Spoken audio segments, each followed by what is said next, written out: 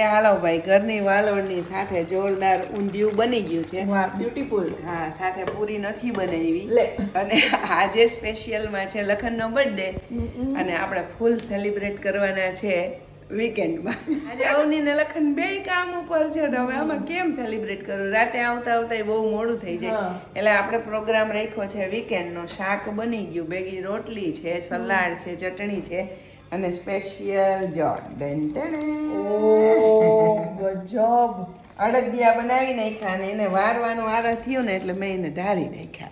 હાવ સાચું હો. પણ અને એકદમ નાની નાની ઢેફલી બનાવી એટલે માણસ સમજીને એટલે માપમાં ખવાય એમ. માપમાં ખવાય.